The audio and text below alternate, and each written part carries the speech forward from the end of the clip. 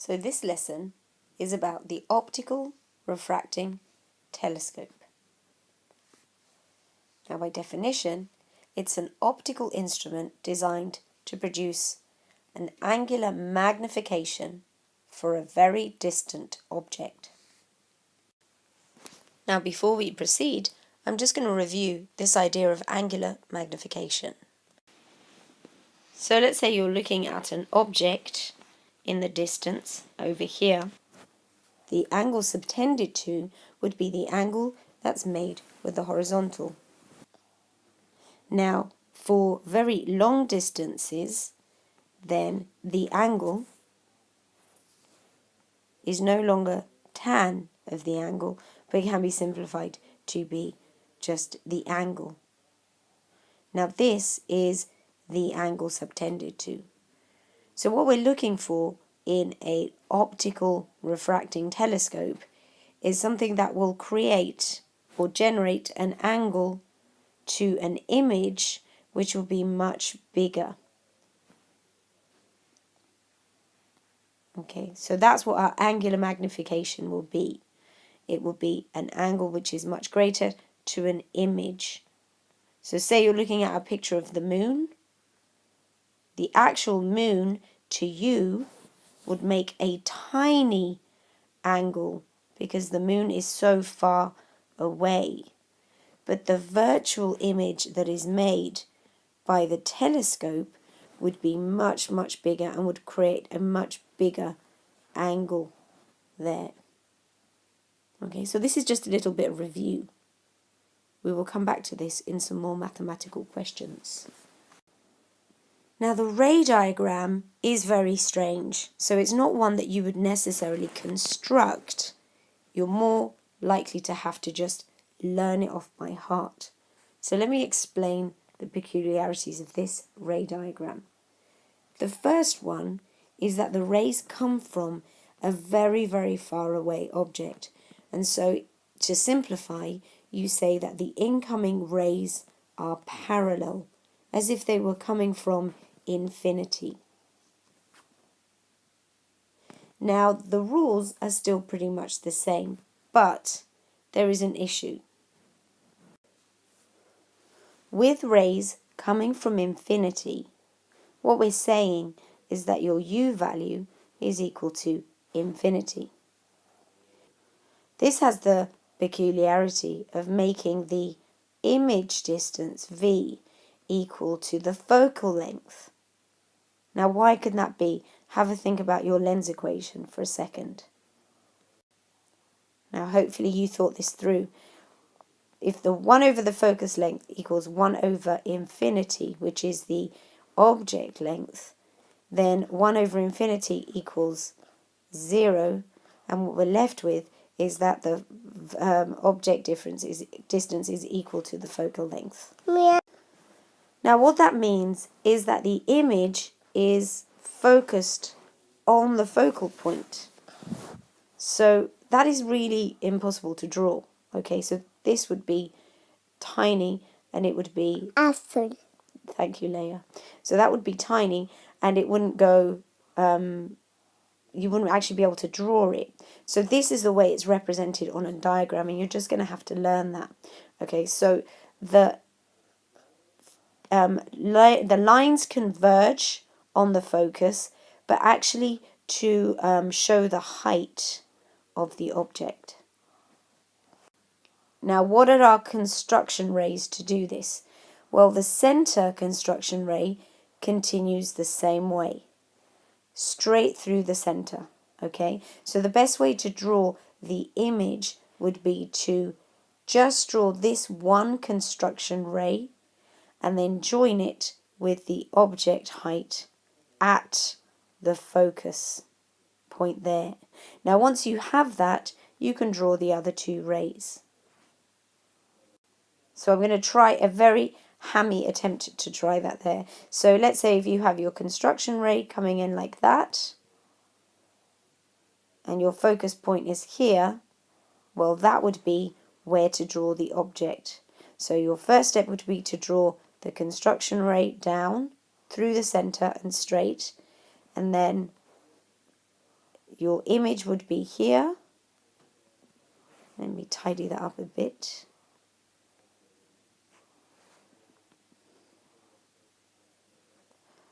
And then knowing that that's the point where they meet, you can then show the other construction rays, because these are parallel lines. So what happens here at the lens is there is refraction and they join, and then this one is parallel. Oops. And at the lens, it would bend to join this point, like that. It's actually impossible to use a ruler with this program. Okay, so here we go. So that would be your height. And the next really interesting thing which makes this work is that the focal point for this first objective lens is actually also the focal point for the eyepiece lens. So we'll talk about that next. Okay. So what now happens at this second lens? Well, the image from the first objective lens has focused onto the focal point of both lenses. So now here we get a magnified image which is focused at infinity. Okay, now why? If you remember the rule, if the focal length equals the final, then you end up with a focused image at infinity. And that's your second. Yo no estoy tocando nada. Very good, thank you. So that's your second lens image, because all you have to do to find that image would be to do your construction ray through the center here, and then your ray which focuses at this point. Okay, thank you. Okay, so let me just run through that again. Your construction ray through the center is pretty much the fixed, reliable one. Okay, where that hits the top of the object's projection, the image here, that is your point to then fill in one of those other construction rays.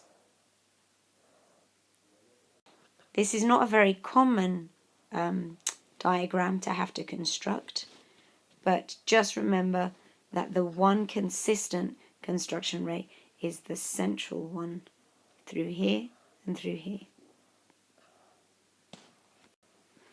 Your final image is an inverted virtual image, which is used for looking at very far away astronomical objects. So now we're going to define the equation for magnification. This is the final equation that we're looking at. The magnification is the ratio of the focal lengths, the focal length of the objective over the focal length of the eyepiece. That will give you your angular magnification. And first, let's have a look at y. Now we need to look at the ratios of the angle subtended to. Now, if we remember the original formula for magnification, or angular magnification, is the angle subtended by the image over the angle subtended to by the object. Let's have a look at the object first. Now, the object is infinitely far away, somewhere, which is not infinitely far away, but very, very far away in the distance. And the rays, if you can imagine, if instead of arriving at an objective lens, they arrived at an eye, like this, you can see why the angle at which they arrive at is this one. Now that angle, which is from the eye to the infinitely far away object, is also equal to this angle. Can you see that? And if that's the case, then we can find the angle subtended to by using h1, the height of the image, over or divided by the focal length of the objective. Now you should be able to see that that's because this is a nice triangle here. Okay, so we're using the ratio of these two distances to find the angle there. Again, remember that assumption. Tan of the angle equals the angle for large distances, and f0 is assumed to be much larger than h1. Okay, so that gives us our, down here, that gives us our ratio here, our angle subtended to by the object. Now let's have a look at the angle subtended to by the actual image that you see, which is all the way down here. Okay, so we get this enormous image all the way over here. And what is the angle subtended to? Well, here is the eye. The eye is looking down at the object in that direction, and the angle can be seen as represented by this triangle here. Now this triangle, again, can be worked out, but this time using the height of the object, the height of the image over the focal length of the eyepiece lens. Now remember, this is the same image which just happens to be focused at the same point where the two focal lengths meet. Now if we substitute those two in, our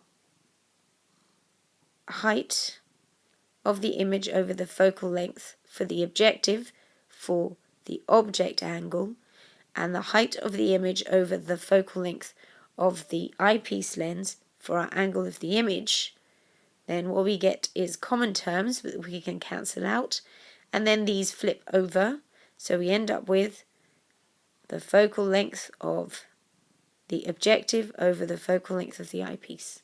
And that would give you the angular magnification.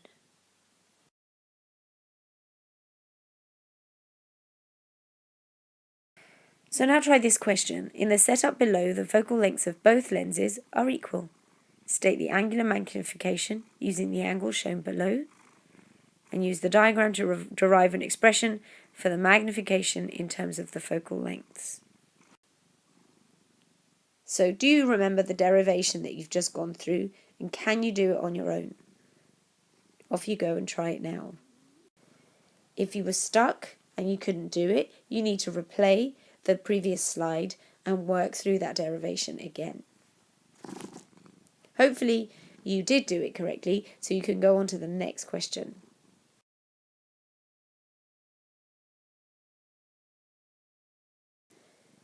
Let's look at some advantages and disadvantages of using big lenses.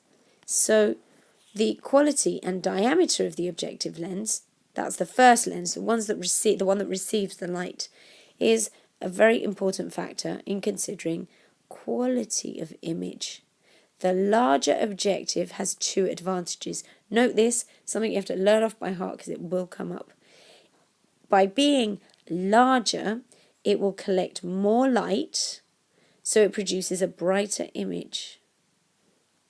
Okay. The second one is to do with diffraction. Because it's larger, there'll be less diffraction, and because of that, you would have better resolution of images. However, and this is where you get the marks, larger objectives have aberration problems, both spherical and chromatic, and these reduce the quality of the image. Now these questions pose quite a challenge, so if you're not feeling confident yet, I suggest that you fast forward the video to the next series of questions, because they're a little bit more straightforward. So stop now if you want to do some easy practice, and go on to the next slide if necessary, or the next a couple of minutes away. However, if you want to try something challenging straight away, we're going to carry on with these questions now. So a student hopes to construct an astronomical refracting telescope that produces an angular magnification of at least 100. If she chooses an objective lens of focal length 68, what is the minimum power? Well, you know power equals 1 over the focal length. So it will be 1 over 0.68. Remember, power diopters are in meters. And that should give you 150 D.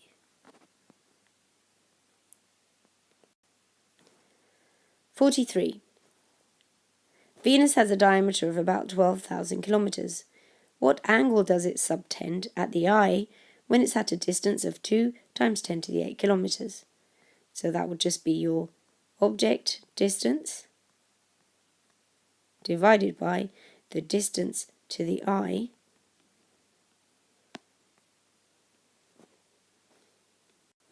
which should give you 6 times 10 to the minus 5 radians. B. A refracting telescope with an objective lens of focal length 120 centimeters is used to observe Venus. What is the diameter of the image formed by this lens? By this lens being the first objective lens. Now for this, you need to remind yourself of that derivation you did a few minutes ago. So here is our image formed by the objective lens, and the angle subtended to, we've already worked out, because as you know, it's the same as the angle subtended to by the eye of the object. So your answer to A is your angle here, which happens to be the focal length of the objective. So the height of the image divided by the focal length of the objective lens will give you that first angle that you worked out in A. Okay, so you should be able to use these two pieces of information to find H1.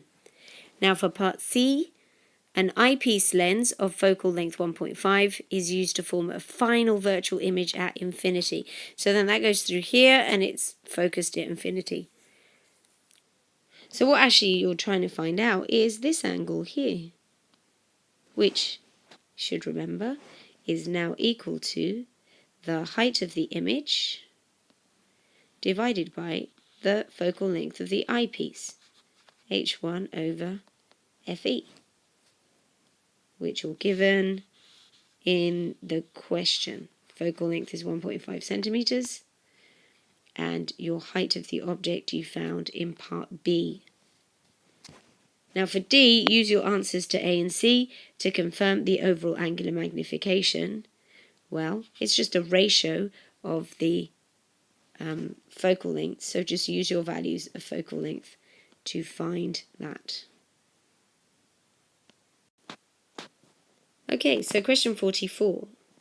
The refracting telescope consists of lenses of focal length 86 and 2.1. Okay, so this is going to be a bit of a memory question, but the eyepiece lens is the one that has the smallest. The best way to remember it is that it's the opposite of the microscope. With the microscope, it's easy to understand why the eyepiece lens would have a large focal length. And here it's a little bit more abstract, so you just have to flip it round. Okay, so the eyepiece has the smallest. Calculate the angular magnification in normal adjustment. So that's easy. That's just applying the formula, F0 over Fe. Now, if the objective lens was replaced with another one having twice the diameter, so that's a simple definition question. If you have twice the diameter, then you are going to have a much brighter, better image, but you're going to have huge aberration effects.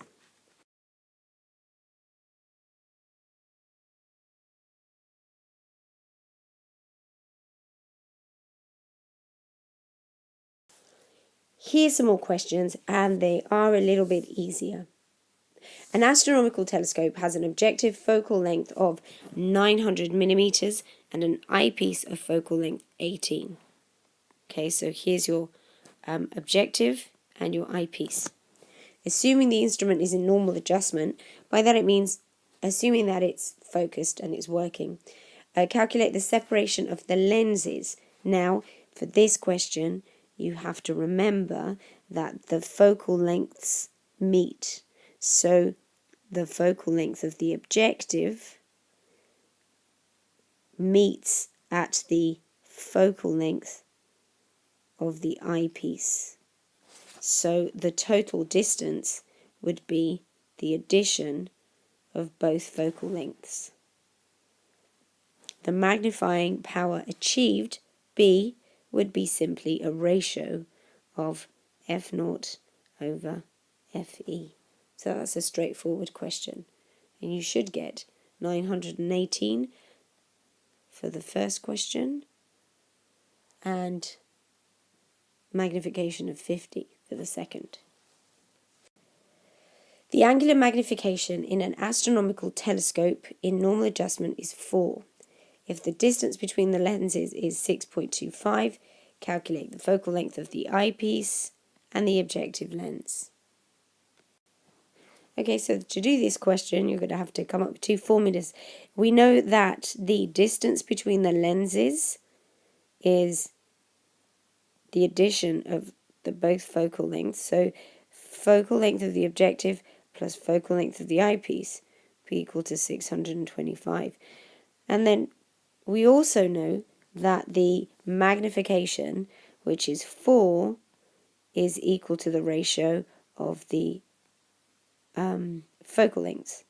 So f0 over fe. So what you have is a simultaneous equation which you can use either to solve. Okay, and you should end up with a value of 125 for one and 500 for the second. Number 5, an astronomical telescope in normal adjustment has an objective lens of focal length 20 and a separation of lenses of 25. The telescope views a distant object which subtends at an angle of 5 times 10 to the 2 at the objective lens. Calculate the angle subtended by the final image. So if we have our lens diagram here and your image here, well, our final image, remember, ends up somewhere over at infinity, but we use this as a place to find the angle, because as you remember from what you derived, your angle subtended to by the object can be seen, and your angle subtended by the image can be seen here. And this height of the image projected by the first objective lens is common to both. Now your focal lengths are as follows. The objective length focus is 20 and your eyepiece lens must be 5 because remember they add up to 25. So this whole distance is 25. So the best way to do this is if you know that your angle subtended to by the object is 5 times 10 to the minus 2. You use that to find, to find h1, because h1 over 20, actually 0.20 would give you that. So that will give you the height of the image, and if you know the height of the image, you would divide it by the focal length of the eyepiece to give you the angle subtended to by the image. Question 6. An astronomical telescope in normal adjustment has an objective of focal length 0.9 and lenses are separated by a distance of 1 meter.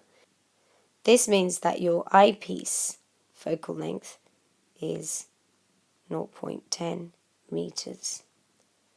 When used to view the full moon, the image subtends an angle of 51 times 10 to the minus 3 radians at the eye lens, at the eyepiece lens.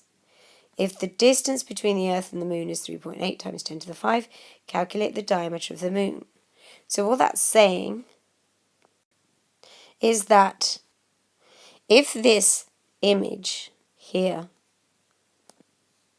is subtending to an angle of 51 times 10 to the minus 3 to your eye,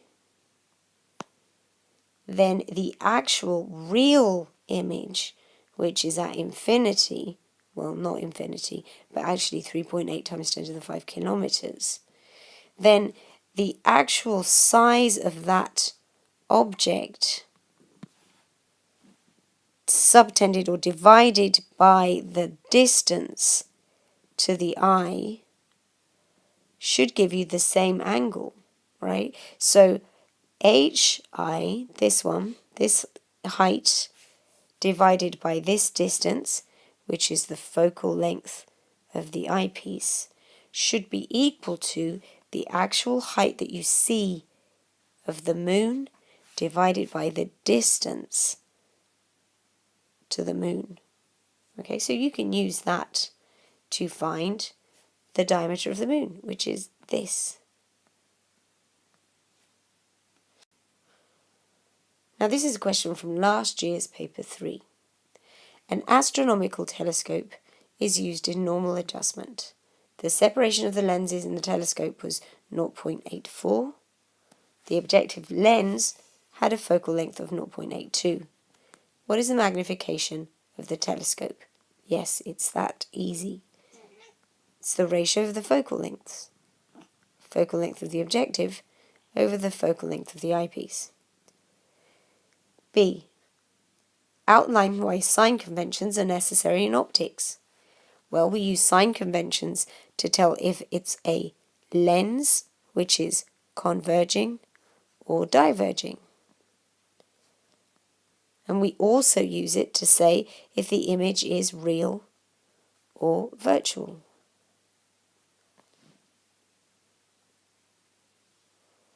Part C. A student decides to reverse the positions of the same lenses without changing the separation to form an optical microscope. So you go from telescope to microscope. The student's near point is 0.25 meters from her eye. Show using a calculation that the image formed by the objective lens is about 0.19 meters from the eyepiece. Now what's horrible about this question is they've swapped it round. Now what they're saying is that this objective lens, this one here, is now treated as an eyepiece lens. Now what that means is that your new eyepiece lens, which has a focal length of 0.82, now makes an image here. So that V distance is at the near point. So we have F, which is equal to 0.82, and we have V, which is 25 centimeters.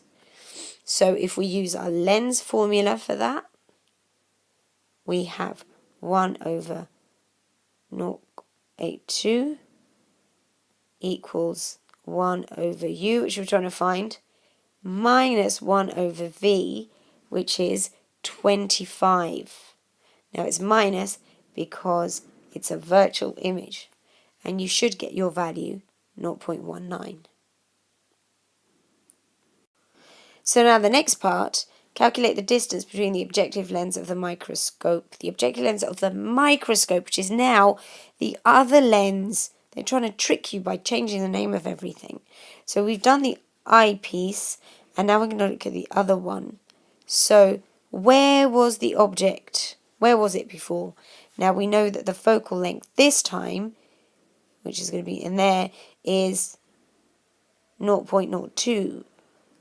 And the object will end up